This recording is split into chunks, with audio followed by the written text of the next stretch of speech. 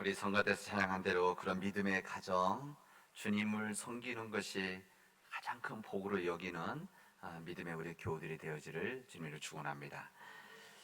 오늘 어버이 주일인데 아마 우리들 각자에게는 아버지, 어머니에 대한 좋은 기억들이 있으실 것입니다. 살아계신 부모님에 대한 기억도 있을 것이고, 또 주님 품에 안겨 계신 아마 부모님에 대한 기억들도 있을 것입니다. 저도 요즘 이제 아버님 모시고 때때로 제가 서울에 병원에 갈 때가 있는데, 저희 아버님이 94이십니다. 근데 이제 그래도 비교적 그 연세에 비해서는 건강하신데, 그래도 뭐 병원에 자주 가시죠. 근데 이제 병원에 서울에 모시고 갔다가 오고 그러면서 제가 이렇게 같이 다닐 수 있는 언제까지 이렇게 될 건가, 가고 싶어 못 갈 때가 올 텐데 라고 하는 그런 마음이 어떤 때는 갑자기 울컥할 때가 있어요. 이제 모셔다 드리고 시골집에 엊그제도 5일날 오늘 못 가기 때문에 5일날 미리 다녀왔는데, 그날 항상 나오셔서 문 밖에서 그 손을 흔드시는 모습 항상 머릿속에 기억하면, 근데 제가 항상 그렇게 하면 사진을 항상 찍어 놓거든요. 가면서 차 안에서 잘 안 보이시니까. 그래서 항상 그것을 보고 그러는데, 보면서 아버님 저렇게 손 흔들어 주시는 모습을 오래오래 볼 수 있어야 될 텐데 라고 하는 생각을 해봅니다. 우리에게도 우리 아버지, 어머니에 대한 기억들 잘 간직하시고, 또 우리도 좋은 어버이가 돼서 우리 자녀들에게도 그런 마음을 나눌 수 있는 우리 교대 되어지기 바랍니다. 우리 어버이 주일 되어지면, 어버이날 되어지면 축하받는 자연스러운데, 또 이때 내가 좋은 어버이가 되어야 되겠다 이런 마음을 갖고 오늘 하루를 함께 나눌 수 있는 시간들이 되어지기를 부탁드리도록 하겠습니다. 여러분, 우물 속에서 태어난 또 우물 속에 자라난 개구리는 세상에 어떻게 생겼는지 잘 모릅니다. 동화에 나오는 이야기지만, 그래서 밖에 나가보지를 않아서 이 우물 밖에 나무가 있는지, 지나가는 닭이 있는지, 산이 있는지, 물이 흐르는지를 잘 모르죠. 왜 그러면 못 보았기 때문에, 한 번도 못 보아서. 그다음 우물 밖에 나가 본 적이 있는 개구리는 나가서 보았지 않습니까? 그래서 밖에 나가면 개도 있고 나무도 있고 물이 흐르고 또 하늘엔 비행기도 있고, 이런 것을 보고 세상에는 이런 것들이 있구나 라고 생각하게 되실 겁니다. 그러나 이 우물 밖에 있다가 다시 우물에 들어와서 그 이야기를 하면, 이 개구리, 그러니까 우물 안에 있던 개구리는 본 적이 없기 때문에, 경험한 적이 없기 때문에 아무리 말해도 받아들이지를 못합니다. 이해하지를 못하죠. 아마 우물안 개구리의 한계다, 뭐 자연스러운 것일 수도 있습니다. 못 보았기 때문에. 그래서 하늘에 비행기가 지나가면 우물 밖에서 보았던 개구리는 저게 비행기구나 이것을 아는데, 아마 이 우물안 개구리는 그것을 보고 큰 새라고 고집을 하게 되어질 겁니다. 이게 바로 우리 삶의 한 이야기, 동화로 보여준 이야기입니다. 여러분, 제가 왜 이야기를 하는가 하면, 우리 믿음에 대한 부분도 사실은 좀 비슷합니다. 우리가 이 세상에 태어나서 천국을 가서 보고 온 사람이 없기 때문에, 천국을 보고 왔다면 뭐 이렇게 이야기할 수 있겠죠. 때때로 천국에 갔다 온 이야기, 책도 있고 이야기할 때는 이것은 아주 특별한 케이스들이고, 그러나 천국에 갔다 온 사람이 없죠. 그래서 이 이야기를 얘기해도 잘 못 받아들입니다. 그래서 우리 예수님께서는 이 천국에 대해서 사람들이 잘 이해를 할 수 있도록 하기 위해서 비유라고 하는 형식을 써서 이야기를 하십니다. 천국은 뭐뭐와 같다. 천국은 작은 겨자씨와 같다.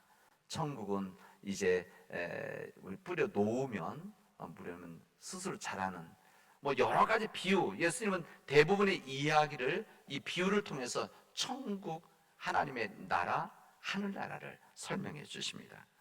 왜 그런가면 우리 인간들이 보지 못하고 경험하지 못하기 때문에, 천국은 더 그렇지 않습니까? 그래서 이 모든 것들을 다 알고 깨달을 수 있는 능력이 우리 인간에게는 약하기 때문에 그렇습니다. 우리 인간은 그만큼 한계가 있는 존재들이다, 이렇게 말할 수가 있습니다. 그렇기 때문에 우리 하나님에 대해서, 천국뿐만이 아니라 하나님에 대해서도 마찬가지입니다. 우리 하나님, 눈에 보이지 않는 하나님을 우리가 다 어떻게 알겠습니까?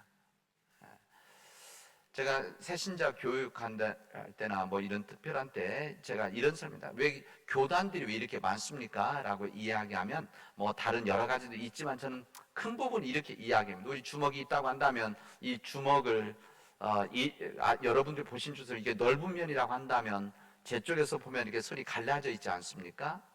그리고 이쪽에서 보시는 분들은 오른쪽에서 보면은 손 하나 보이고 그 구멍이 있는 거 보일 겁니다. 아마 이 하늘 위쪽에서 보는 사람들, 또 아래에서 보면 또 각기 다르겠죠. 왜냐면 우리 눈이 앞만 보이기 때문에 뒤에 있는 거 다 못 보게 되어져 있기 때문에 그렇습니다. 마찬가지로 하나님을 보고 인식하는 데 있어서도 우리 성경을 또 하나님의 말씀을 들으면서도 우리들이 인간이 이렇게 인식하고 느낄 수 있는, 볼 수 있는 것이 한계가 있기 때문에 우리가 보는 부분만 우리가 나눈 겁니다. 그래서 만약에 이 앞부분을 보는 사람은 넓은 면이라는 것처럼, 예를 들면 하나님의 사랑 쪽에 강조된 것을 예를 들면, 이 부분이 강조된 사람은 예를 들면 장로교다, 어느 한 부분이 더 강조되어진 이 교단들은 감리교다, 성결교다, 또 뭐 침례교다, 또 천주교다, 이렇게 이야기를 하게 되어집니다. 이 부분은 이게 인간의 한계가 있다, 그런 이야기죠. 그런 겁니다. 그래서 이 부분을 우리들이 인식을 잘 해야 됩니다. 그래서 우리들이 모든 것을 다 알 수 있고 인식할 수 있다고 한다면 이렇게 이야기하지 않아도 되는데, 우리 인간은 다 볼 수 없는 한계가 있기 때문에, 하나님이 다 할 수 없기 때문에 우리가 부분만을 보는 것이다. 그래서 우리가 부분만을 보는 것을 고집을 한다든지 이 부분만이 우리 진리라든지 이렇게 고집하는 것은 오히려 하나님의 이 뜻과 하나님의 역사를 더 좁히는 것이다 라고 할 수가 있습니다. 여러분, 예수님께서 오늘 하신 말씀은 제가 몇 군데 읽을 테니까 여러분 한번 잘 보십시오. 주님께서 예수님이 이렇게 말씀하셨습니다. 이같이 너희 빛을 사람 앞에 비치게 하여 저희로 너희 착한 행실을 보고 하늘에 계신 너희 아버지께 영광을 돌리게 하라 그랬습니다. 같은 마태복음 5장 48절에 보면, 그러므로 하늘에 계신 너희 아버지의 온전하심과 같이 너희도 온전해라 말씀하십니다. 마태복음 6장 3절에 보면, 너희는 구제할 때 오른손에 하는 것을 왼손이 모르게 하여 내 구제함이 은밀하게 하라. 은밀한 중에 보신 너희 아버지가 갚으실 것이다, 이렇게 말씀하십니다. 그 뒤에 보면, 그러므로 너희는 이렇게 기도해라. 하늘에 계신 우리 아버지여, 이름이 거룩히 여김을 받으시오며 말했습니다. 여러분, 질문을 제가 하지 않겠습니다. 여기 공통점이 무엇인가 하면, 아까 1부일 때 물어봤더니 다 모르시더라고요. 이게 써놓고 보면 바로 아실 텐데, 공통점이 무언가 하면은 아버지입니다. 예수님께서 지금 말씀하신 부분에 보면은 제가 몇 구절 읽었는데 다 아버지에 대한 이야기를 하고 있습니다. 이 어버이 주일에 또 이렇게 적절하게 해당된 말씀이기도 합니다. 여기 보면은 우리 예수님께서 주님은 아버지시다, 이렇게 이야기하십니다. 주님은 아버지시다. 이 부분을 우리 주님께서 갈릴리에서 공생애를 처음 시작하셨을 때부터, 그때부터 하나님께서 주신 말씀 가운데 우리 하나님은 우리의 아버지이십니다, 이 부분을, 이 얘기를 반복해서 하십니다. 우리 하나님은 우리 개인적인 우리의 아버지, 나의 아버지기도 하고 우리 모두의 아버지시다. 하나님을 믿는 자들은 한 아버지로 부른 하나님의 모든 가족들이다, 믿음의 가족들이다, 바로 이 부분입니다. 이 부분 참 중요하죠. 여기 있는 우리들은 어버이, 아버지인 동시에 자식들의 아버지이기도 합니다. 이 세상에서 아버지, 이 부분만 하면 우리는 바로 알지 않겠습니까? 아까 천국에 대해 잘 모르기 때문에, 보지 못하기 때문에 천국을 비유로 이것저것 설명해 주듯이, 하나님, 우리 예수님께서 하나님을 설명하실 때 뭘로 설명하시면 아버지시다, 이렇게 말씀하신 겁니다. 창세기에서는 그 하나님 뭐라고 말씀하면 창조주 하나님이시다, 이렇게 이야기하시는 거죠. 어디 보면 모든 것을 준비해 준 여호와 이레, 하나님은 준비해 주시는 하나님이시다. 왜냐하면 사람들이 보지 못하기 때문에 비유로 설명을 해 주시는 거죠. 어디에서는 전능하신 하나님이시다, 불가능이 없으신 하나님이시다, 이것을 하나님을 알려주시는데, 우리 예수님께서는 우리에게 그 하나님이 우리의 아버지시다 이렇게 말씀하십니다. 아버지라고 하면 뭐 길게 설명하지 않아도 아는 거죠. 아버지 하면 그 마음이 무엇인가 아는 겁니다. 그래서 하나님 아버지 하면 하나님은 이런 분이시구나, 이것을 알게 되기 때문에 주님은 이 부분을 말씀하셨습니다. 여러분, 아버지는 자기 자식을 사랑하시죠. 언제나 사랑이라서 내리사랑이기 때문에 바른 아버지는 자식의 일방적인 효도만을 바라지 않습니다. 효도만 받으려고 하는 것이 아니라 언제나 먼저 사랑하시죠. 그리고 사랑하면서 대가를 바라지 않습니다. 아버지는 항상 자식의 허물을 덮어주고, 자식의 허물을 알고 있음에도 그냥 모른 채 해줄 때가 있고, 또 때로는 큰 잘못함이 있어도 용서해 주시는 너그러움과 자비함을 가지고 있는 분들이 우리 모두의 아버지이십니다. 바른 아버지는 자식의 생명을 보호하시죠.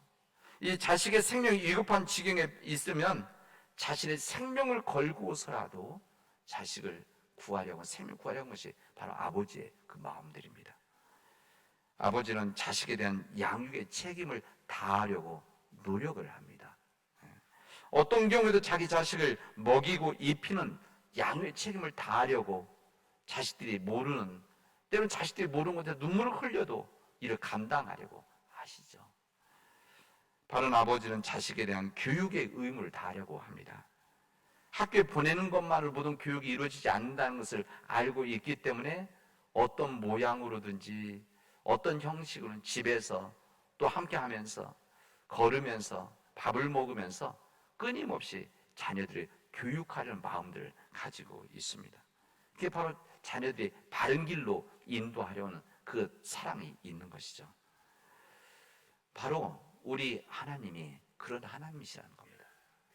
이것을 예수님 알려주시기 위해서 우리 하나님은 아버지시다, 그리고 우리들은 하나님의 자녀들이다, 이렇게 말씀하시는 겁니다. 아버지라는 말 자체에 담겨져 있는 이 뜻을 가지고 우리 예수님은 우리 자녀들 자신들을 알려주시는 것입니다. 우리 예수님께서 이렇게 이야기하십니다. 요한복음 1장에 보면 영접하는 자, 그 이름을 믿는 자들에게는 하나님의 자녀가 되는 권세를 주셨으니, 이렇게 말씀하십니다. 주님을 영접하는 자들에게는, 그 이름을 믿는 자들, 바로 크리스찬들입니다. 주님 믿는 자들, 이런 사람들에게는 하나님의 자녀가 되어지는 권세를 우리에게 이미 주셨다, 이렇게 말씀하십니다. 이게 바로 예수님의 마음입니다. 사도 바울은 이 부분을, 사도 바울이 믿음 안에서 거듭난 다음에 하나님 아버지에 대해서 이렇게 고백합니다. 너희가 다 믿음으로 말미암아 그리스도 예수 안에서 하나님의 아들이 되었다, 이렇게 고백합니다. 이 부분을 한 번만 이야기하는 것이 아니라 여러 번 곳곳에서 이야기합니다. 우리가 예수 그리스도 안에서 하나님 아버지의 아들이 되었습니다. 우리는 하나님의 아들로, 하나님의 자녀로 살아가는 우리들입니다 라는 것을 믿음으로 고백합니다. 여러분, 우리 믿음에서 중요한 신앙의 기둥들이 있어요. 집에도 기둥이 있어야만 우리 집이 세워지듯이 우리 믿음도, 우리 믿음의 기둥들이 있는데, 그 믿음의 기둥이 무엇인가 하면 하나님 누구이신가를 아는 겁니다. 하나님이 나에게서 하나님이 누구이신가, 그리고 그 하나님과 관계, 내가 어떤 관계에 있는 것인가, 이 부분이 믿음의 중요한 이 기둥인데, 우리 주님께서 이 부분을 우리에게 오늘 선명하게 알려주십니다. 뭘 알려주시냐? 하나님은 우리의 아버지시다, 그리고 우리는 하나님 아버지의 자녀들이다. 이것을 마음속에 간직하고 이 마음, 이 믿음을 가지고 살아가면 우리의 믿음이 굳건하게 서게 되어진다 부분입니다. 하나님은 아버지시고 나는 아들이라는 자녀라고 하는 이 관계를 온전히 깨닫고 그 아버지의 뜻대로 살아가는 것이 무엇이냐? 이게 바로 믿음의 삶입니다. 믿음은 무슨 특별히 뭐 교리적이고 뭐 학문이 이것이 아니라 믿음은 하나님을 믿는 거죠. 어떤 하나님을 믿느냐? 나의 아버지로. 그 하나님의 아버지를 믿기 때문에 나는 하나님의 자녀입니다. 하나님의 자녀답게 살아가겠습니다. 이런 겁니다. 여러분, 내가 누구인가를 아는 것은 참으로 중요합니다. 일반 심리학이나 일반 사회에서도 이 부분을 이야기 많이 하죠. 상담하는 공부하시는 분들은 상담 공부 첫 번째가 무엇인가 하면 공부 시작하는 사람들은 나는 누구인가를 이 부분을 정리해야 합니다. 그리고 이 부분을 끊임없이 반복을 하죠. 내가 누구인가. 왜 그런가 하면 내가 누구인가를 분명하면 이것을 정체성이라고 말하는데 내가 누구인가 정체성을 바르게 아는 사람은 이 세상에서 몸과 마음이 건강하게 살아갈 수 있다는 겁니다. 이 몸과 마음이 건강한 사람들이 자기 정체성이 있는 사람들, 내가 누구인가를 분명히 아는 사람, 나의 위치를 아는 사람. 그러니까 건강치 못한 삶의 정신에 마음에 건강치 못한 사람들은 내가 누구인가를 분명하게 깨닫지 못할 때, 이 부분이 흐릿해질 때, 이 부분이 약해지면 삶까지도 흔들리게 되어져 있는 겁니다. 우리 신앙도 마찬가지입니다. 우리 신앙도 신앙의 정체성 있을 때 우리 믿음의 자녀로 귀한 삶을 살아갈 수 있습니다. 우리가 누구인가? 오늘 예수 말씀은 우리는 하나님의 자녀다. 우리는 하나님의 자녀입니다. 이 믿음에 대한 정체성이 분명하면 우리는 정말 건강한 신앙의 자녀로 믿음의 삶을 살아갈 수 있는 겁니다. 오늘 본문 앞에는 이 베데스다 연못가 바로 앞에서 38년 중병에 시달리던 한 사람이 주님에서 치형을 받는 이야기가 나옵니다. 여러분, 38년이나 이 중병으로 시달리던 환자가 일어나면 기뻐해야 되는 일 아닙니까? 축하해야 될 일 아닙니까? 놀라워야 되는 일 아닙니까? 근데 오늘 본문에 보면 여기에서 사람들이 특히 유대인 종교 지도자들이 이것을 보고 협박을 하게 되어집니다. 뿐만 아니라 이것 때문에 그 예수님을 처벌을 하려고 합니다. 왜 그러냐? 그날이 안식일이었기 때문에. 안식일 날 예수님께서 그를 일으키셨다고, 치유해주셨다고, 이것이 문제입니다. 여러분, 무엇을 봐야 되는 겁니까? 한 영혼과 생명이 다시 한번 살아 거듭난 것을, 이것을 봐야 되는데 그거 보지 않고 편견을 갖고 있어서, 편견 때문에 안식을 치유했다는 이것 때문에 오히려 그 부분을 가려버리고 오히려 예수님을 잡으려고 하는 일들이 이루어지게 됩니다. 그 본문 다음의 내용이 오늘 내용입니다. 오늘 내용에서 보면 우리 예수님께서 하나님을 우리의 아버지시라고 이렇게 고백한 내용을 알려줍니다. 그 당시 때 하나님을 아버지라고 부르는 것에 대해서는 이 사람들이 뭘로 받아들이면 신성모독이라고 생각했습니다. 우리 예수님이 하나님을 아버지로 부르는 내용이 이 앞부분에는 구약 성경에도 그렇고 거의 나오지 않습니다. 부분적으로 나오긴 하지만 거의 나오지 않는데 예수님께서 이것을 사람들에게 알려주신 겁니다. 하나님은 우리의 아버지시다. 그래서 이것 때문에 신성모독이라고 한 겁니다. 왜 그러냐? 사람이 이렇게 생각하는 거죠. 사람의 아들은 사람이다. 동물의 새끼는 동물이다. 하나님의 자녀는 하나님이기 때문에 하나님을 욕되게 하는 것이다. 이렇게 받아들인 겁니다. 그래서 예수님을 그때부터 성경에 보면 죽이려고 했습니다. 잡아서. 이때 시작이 되어집니다. 이때 예수님께서는 그런 상황 속에서 이렇게 이야기하십니다. 하나님 아버지 속에 있는 생명이 있음과 같이 아들에게도, 누구냐? 예수님이죠. 예수님에게 아들에게도 생명을 주어서 그 속에 있게 하셨다. 이 말씀을 하십니다. 이게 무슨 말인가 하면 하나님 안에는 하나님의 생명이 있는데 그 하나님의 생명을 이 땅에 보내신 예수님에게 그 생명을 또 주셨다는 겁니다. 예수님의 생명을. 하나님의 생명이 예수 안에 있게 하는 일들이 이루어졌다. 그런 이야기입니다. 우리가 하나님의 생명을 가지고 계신 우리 예수님, 하나님의 생명을 가지고 계신 예수님, 우리가 믿고 그리스도로 고백하는 우리 예수님께서 그 하나님의 생명을 가지고 있으시다는 겁니다.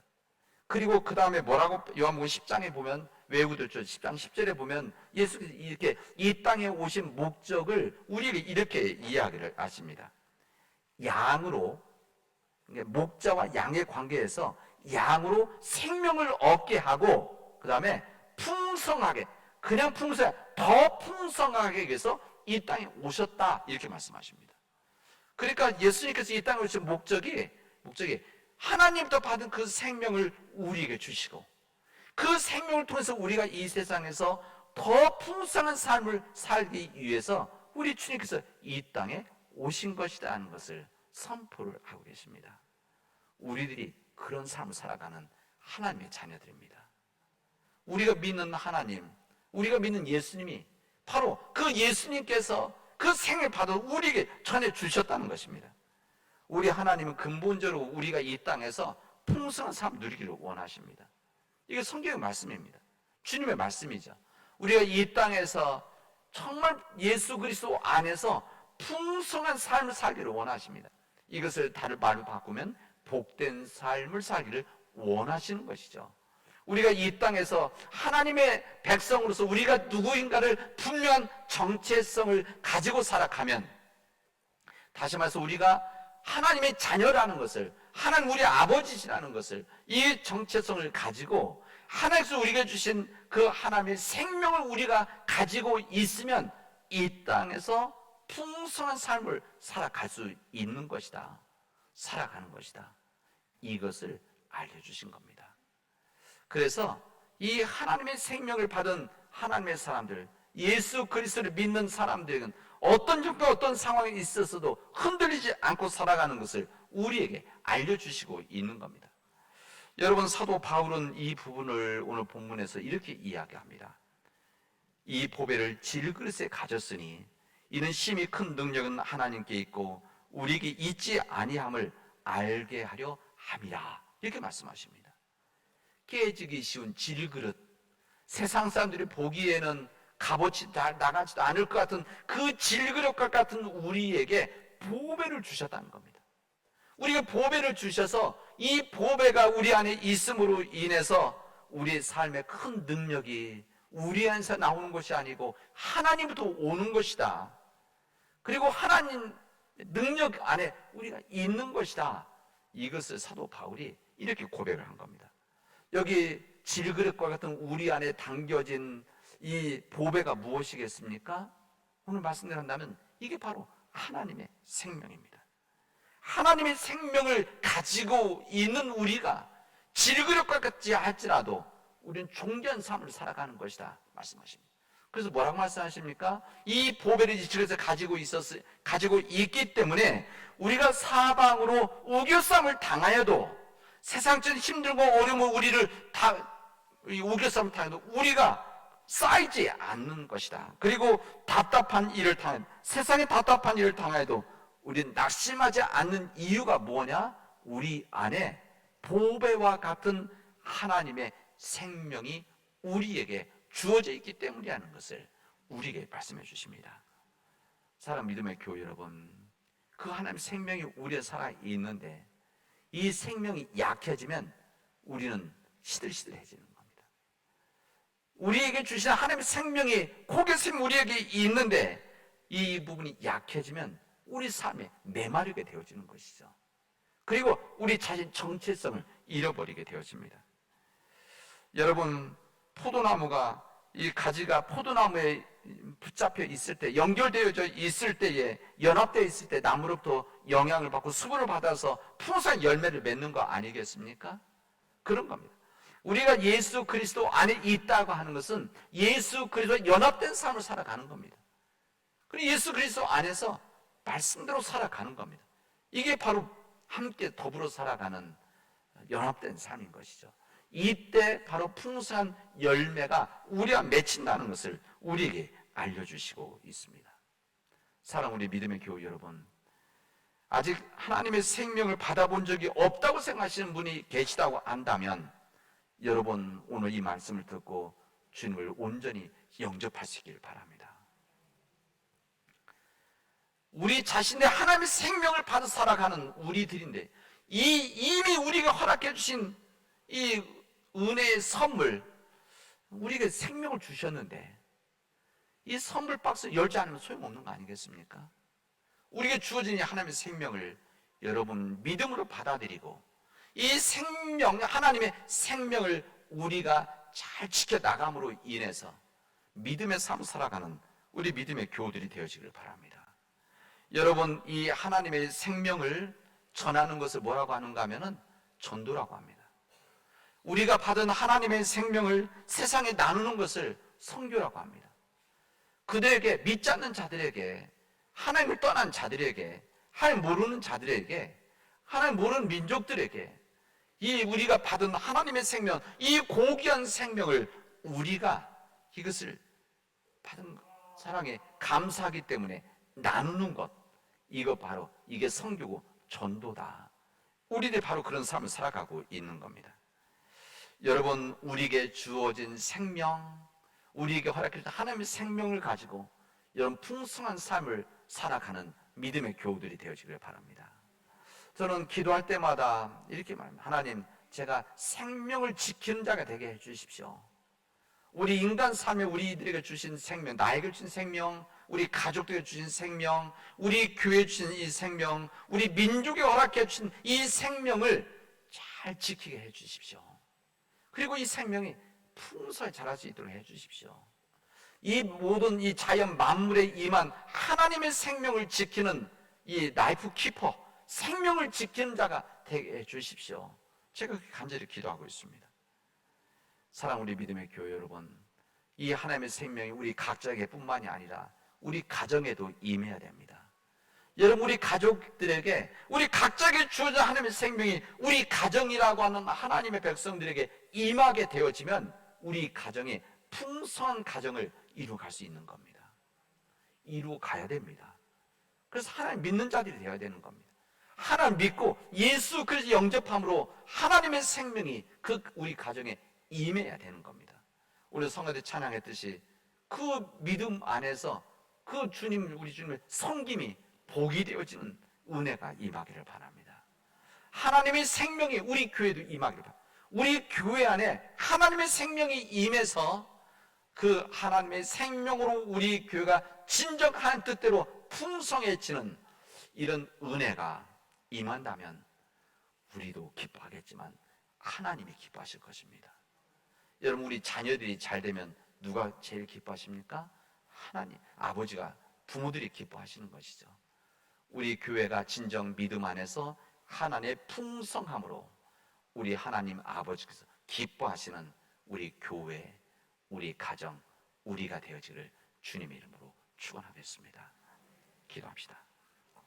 은혜가 풍성하신 하나님 감사합니다. 하나님의 생명이 우리 안에 임하게 하여 주시옵소서. 하나님의 생명이 우리에게 임함으로 우리의 가정이, 우리의 교회가 평안하게 하시고 기쁨이 되게 하시고 희망이 되게 하시고 믿음이 되어지게 하여 주시옵소서. 하나님, 하나님의 생명이 약해진 우리 교우들이 있다고 한다면 하나님께 간구하고 하나님과 연합함으로 우리 안에 그 하나님의 생명이 더 살아나서 우리 삶 풍성해질 수 있도록 인도하여 주시옵소서. 하나님, 우리가 허락해 주신 귀한 하나님의 사랑의 크기에 나누는 우리 선교와 우리 전도가 정말 귀한 역사가 되어지도록 도와주시옵소서. 예수님 이름으로 기도합니다. 아멘.